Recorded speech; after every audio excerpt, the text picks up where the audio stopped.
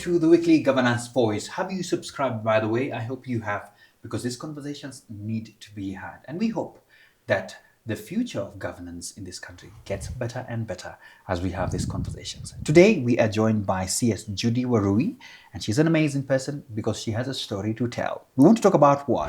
The strategic value of company secretary in Boardroom, the silent guide on the governance trail. Insights from the mountain to the boardroom. That should be interesting, is it? And CS Judy, welcome first to the show. Thank you. It's good to have you here. And you know, the tagline, the mountain should draw enough attention. And I wanted to ask you first, could you start by telling us a bit about your journey from the mountain to the boardroom? Thank you so much, and really happy to be here on the Governance Voice. Yeah. Now, the mountain to the boardroom, I think I would rather say from the boardroom to the mountain. Okay. I became a CS way back in 2016, but only started hiking last year. In September. Did Mount Kenya and took the ICS flag up to the top. And this year we have, of course, the Governance Challenge where we are planning to take the ICS flag to the top of Mount Kilimanjaro. Wow. As well as flags of our friends and supporters doing this to raise funds for the Governance and Ethics Hub. Yeah. So that's the way I would look at it. Okay. Hiking. Yes. Coming later after boardroom. Yeah. But I would say that with me, as I go to the mountains and to the outdoors, I take a lot from the boardroom, adding to the fact that I also hike with a community of company secretaries, CSs, professionals. Yes. So we take a lot of conversations with us to the hikes. But in addition to that, we have a lot of quiet moments where I'm able to reflect on the work we do as company secretaries and really bring back a lot of lessons from the mountains to the boardroom. Yes. So yeah, that kind of interaction. I hear the breeze there makes you meditate very well. Absolutely. It's heaven on earth. Yes. I think human beings, we should have just been, out there. These buildings, concrete, it's taking away from us. But when you have those moments to really think about our country, the companies that we serve, just the state of things and governance, you do get some moments of clarity. And as a CS, I'm able to really see the role that we play being very, very critical to the conversations that we are having as a nation and even as companies, private sector, public sector, it all comes together. So what's the next big challenge that you want to conquer? Kilimanjaro. It's Kilimanjaro and lovely. So you've really done Mount Kenya. Done Mount Kenya. Yeah. But maybe I would say that we are trying to put together the Governance and Ethics Hub. We're looking for 300 million shillings as the Institute of Certified Secretaries. All right. So in terms of a challenge, that's one of the big challenges that we have. And the Ethics Hub is going to be a place where we bring people, conversations, and really elevating this, talk on governance, bringing all these ideas to this place where they can take place, and we see how we can shape, the future. This is so fresh. A lot of conversations we have here are quite a little bit on the depth. So having to talk about mountains in this conversation is just so refreshing. Right. And really the drive is good for this country, as you have said. Yeah. And if you're listening, probably asking, how can you be part and parcel of the drive? Just chat us up. We will let you know. Right. Great. Let's now talk about your journey as a CS. What inspired you to be a CS first? Starting off as a CS, I would say that if you met me as a young, girl, lady coming up and asked me, what do you want to be when you grow up? CS was nowhere in the radar. I didn't even know much about the profession. Yeah. And I would say that when I finished high school, my parents took me off to a college and said, go and start doing a bit of accounting, keep busy as you wait to join law school. So my first degree is a law degree. And when I was there, I discovered, so there's CPA and there's CPS. And that's where the journey started. Okay. But I went off did law, even started practicing, and then came back to the CS office. Okay. Now, what inspired me to really pursue this career is when I got an opportunity to actually sit in a boardroom under the tutelage of one of the leading CSs in the country, Yeah. working in a bank, and just being in that boardroom and listening to those conversations and just, seeing how decisions are made. It was an amazing experience. And I felt this is where, I don't want to say the rubber meets the road, Yes. but really, this is this where way it happens. Yes. This is the engine room. I want to be here. Yeah. And so at that point, I actually went back, finished the CPSs, and then started gravitating away from, a law career more towards a governance career. Okay. And it's been an exciting journey. Speaking of the journey, Yes. what have you seen in a nutshell? The evolving, CS profession. What have you observed? Well, a lot. So starting out, you'd find that the CS was more of an administrative role, and doing quite a bit of more listening in the boardroom, less speaking. So you'd hear that CSs are to be seen in the boardroom, not to be heard, those kind of comments. Yeah. And then it was quite manual, a very manual role, a lot of paperwork, putting together board packs. We would spend, board season literally in the office, printing. And of course, you have colleagues from finance and other departments doing last minute changes and tweaks to their presentations that have to be printed, put in files, and put in the boardroom for the board members when they come in the morning. Days before that, dispatching board packs to board members by courier, sending them out. And now all that has changed because, there's technology. Then having a more strategic role as a CS, you're now expected to take on a more central role in terms of advising the board, guiding the board, and managing, a lot of relationships that play at that level. Yeah. So the role of the CS has now evolved into a more critical role, and there's a huge expectation to really understand business beyond just issues of compliance, but how things work in the business. Okay. Yeah. Speaking about the company secretary, there's been this connotation that they are the silent guide in the boardroom. Right.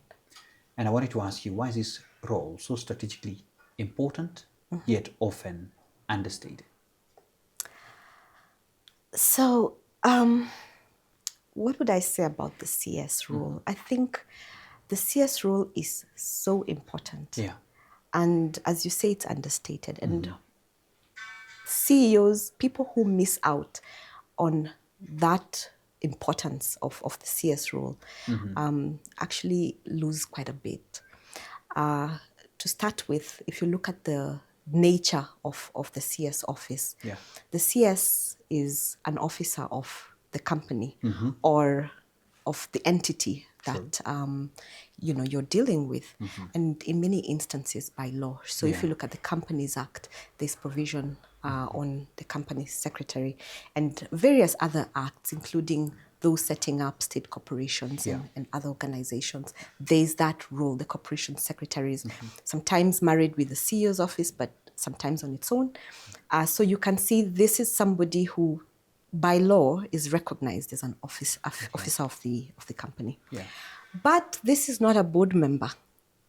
So you're important, kind of, but you're not really. So it then brings in that question and maybe causes people to sort of, look at it a little bit differently and not to really see the value.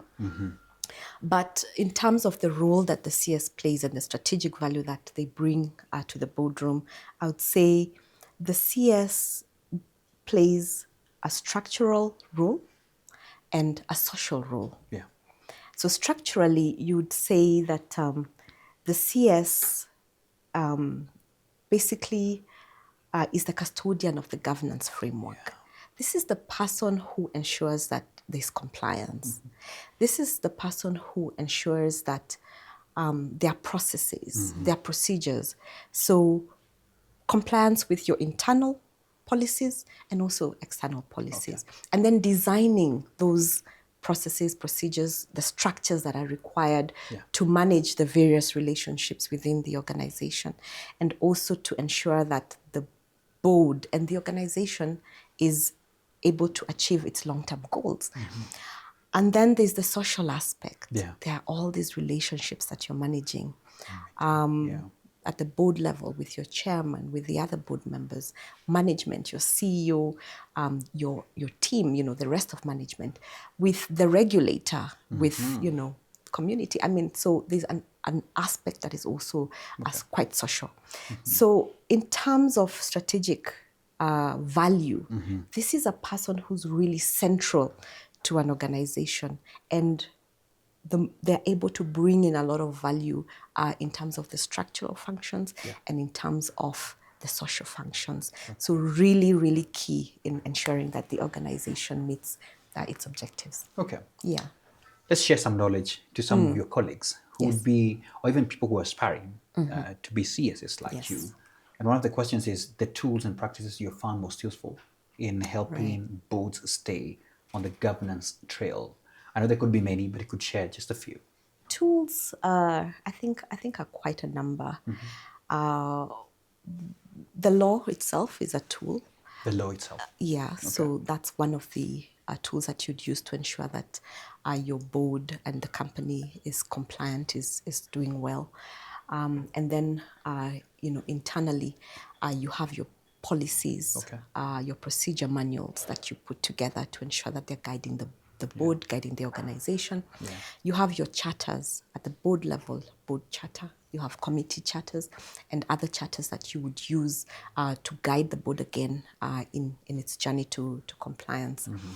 You also would use other tools that are probably more seasonal, where you, for instance, need to do an evaluation. So you'd have tools for that to measure performance of your board and advise and guide on areas of improvement, even for yourself as a CS. There are various registers that you would use to assist you, especially on the ethics score, matters to do with conflict of interest. So how you structure your meetings already is one of the processes now that I had mentioned earlier. How do you structure your meetings? Do you ensure that you have some of these standing agenda items that deal with some of the ethical issues, for instance, the declaration of interest? And then do you have a register for that you can update and keep for reference even in the future? Other registers like gift registers that you can use for your board, attendance registers and so on. So tools are many. It's just a matter of having them there and ensuring that you're using them. When a board comes in, are they being inducted? Do you have a manual for that? Are you able to assess the training needs of your board so that they're able to uplift their contribution as they sit there? So I'd say that in terms of tools, they're there. They're available. Yes. And the good thing is that the Institute does have guidelines. It has standards that are available to company secretaries for reference, for guidance, and they can be used. No, lovely. Yeah. Thank you so much for that context. Let's talk to two persons here. I want us to address first the emerging governance professionals or students, and also address current company secretaries. One, the first batch would be to advise them in terms of how do they get better in preparing to take up the role of a company secretary. And the other batch are the existing ones in terms of continuous learning in the first governance changing landscape. What did you tell the two different sectors?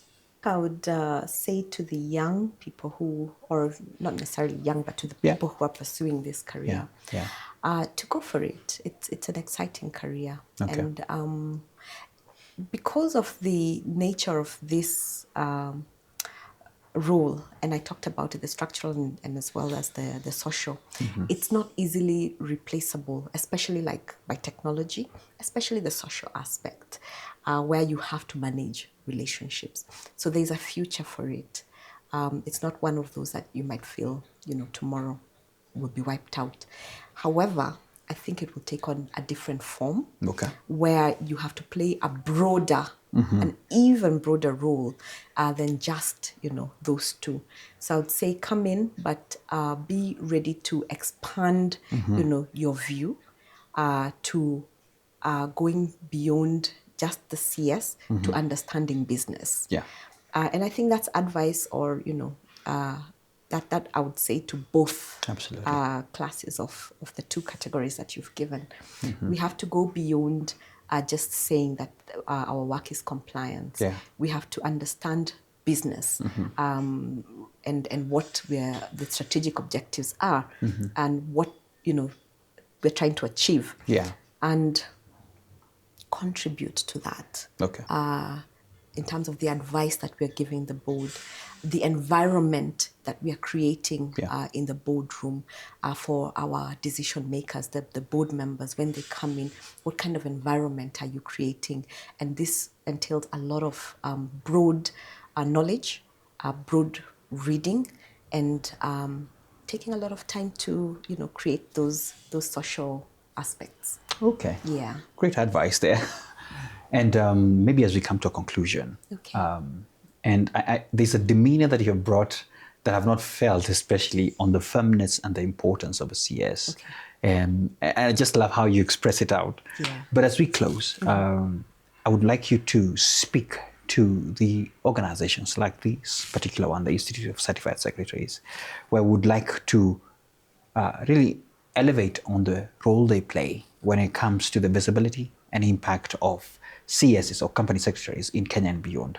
What role can institutes like this really play in elevating that visibility? I'd say there are a number of initiatives that are already ongoing from the Institute of Certified Secretaries to elevate the profession. But maybe to address the question of what else maybe can be done, I think is to appreciate that CSAs, the role is evolving beyond just the corporate secretary role to a broader governance role.